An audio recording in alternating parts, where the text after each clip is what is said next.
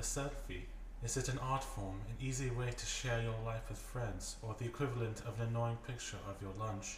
Our documentary will delve into the many facets of selfie culture, attempting to answer these difficult questions. But first, let me take a selfie.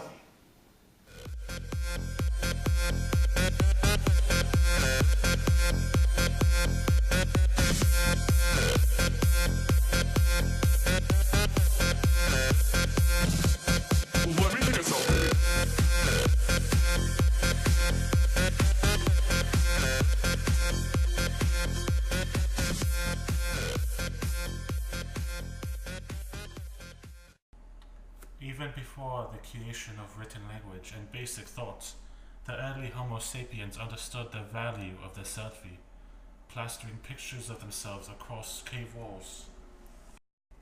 An early pioneer in selfie culture, the famous painter Van Gogh was one of the first to take a selfie of an injury. This particular painting is most widely known as #NoEar. The Grand Duchess Anastasia's poor form in this selfie led directly to the Russian Revolution and the creation of a communist state. We managed to procure an interview with the inventor of the term selfie, who goes by Justine Direction. Oh. Okay. Okay, so, let's see. Oh, dang it. Okay, so I invented the selfie in 1920. No, wait, 1921. Yeah, that was it. I was super bored that day, and so I took my iPhone and I went like this. I'll show you guys. So I took my iPhone and I turned it around so I could it was facing me, and then I pressed the little clicky button, and then it took the picture, right? And then it was a picture of me, and I was like, oh my god. So it was a picture, and then I was like, I have to come up with a name for this. So I was like, okay, it's a picture of me, so it's myself, and I really like Starbucks, and that's coffee, so selfie. I don't even know how I came up with that. Okay, wait, I just told you. But I mean, it was just perfect. It was selfie, right? So then I got super excited, and I was like, okay, I have to go show this to my friend. So I ran across the village, and then I went to my friend Christopher Columbus's house, and I was like, oh my god, Chris, look at this picture, it's me, and it's called a selfie. And he's like, and I was like, why are you so sad? Is it because it's the Great Depression or something? And he's like, yeah.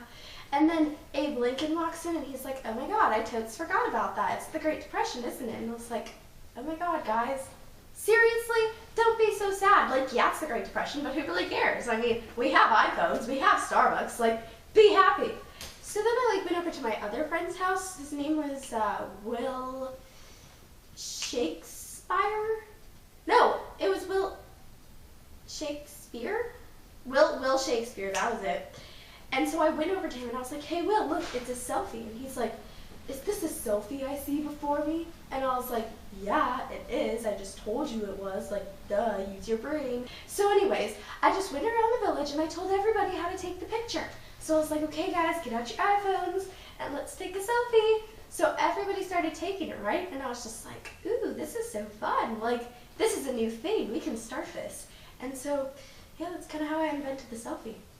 Next we have celebrities, famous people whose main talent lies in their ability to take prolific amounts of selfies, proving that they are, in fact, just like us. It is often speculated that the recent resurgence in selfie taking is actually caused by the NSA, which is using these pictures to spy on the populace. Remember that next time you feel the urge to take a selfie. Now we have Professor Rowan Guthers. So basically, I have devoted my life to the study of selfie pioneers.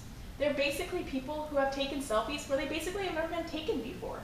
Basically, these include the funeral selfie, your basic plane crash selfie, the first selfie in space, which is basically a bigger achievement than the first man on the moon, the surgery selfie, which is basically more important than the surgery itself, and the skydiving selfie, which basically preceded a tragic crash. and the Burj Khalifa selfie from the top of the tallest building in the world. We also have the basic burning the house down selfie and the jet plane selfie. We managed to also obtain an interview with the professional selfie taker, Sea-Dog. Yes, I am a selfie professional. I have taken many various forms of selfies, such as the selfie at the core of the Earth. Another one of my various extravagant selfies was at the bottom of the Mariana Trench. Another thing that I was involved with was actually the Selfie Olympics.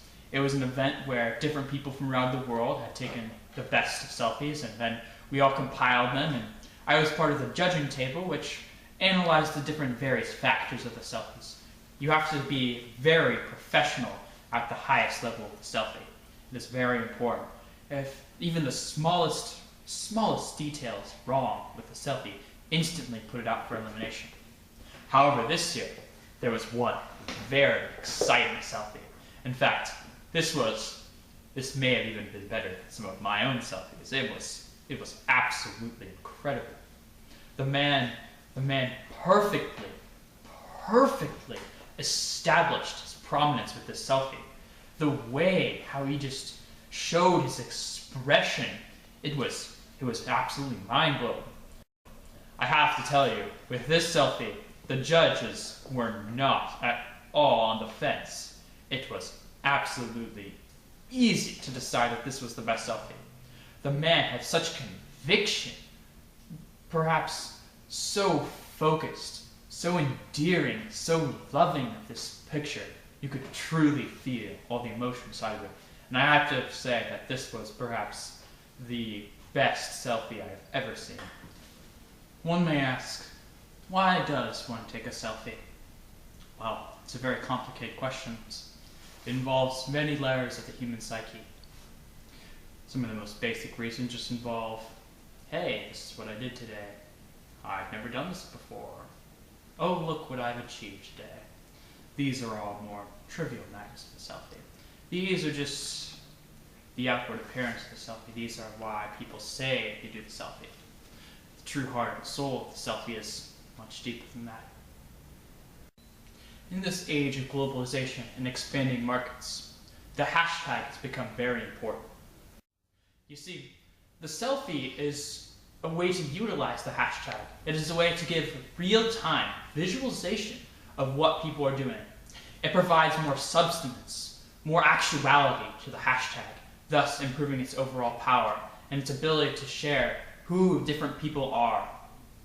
Different people from around the world can see other people's selfies from other places and around the world, and through the hashtags, they can share who they are and what makes them who they are. Their society, their friends, their going-ons, what's important to them. I don't know, it may just me being a dreamer, but I can really see the hashtags bringing apart world peace.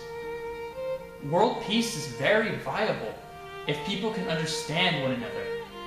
And the hashtags and the selfies, they can truly show people who they are to one another. And this will bring about peace between people. This is very important.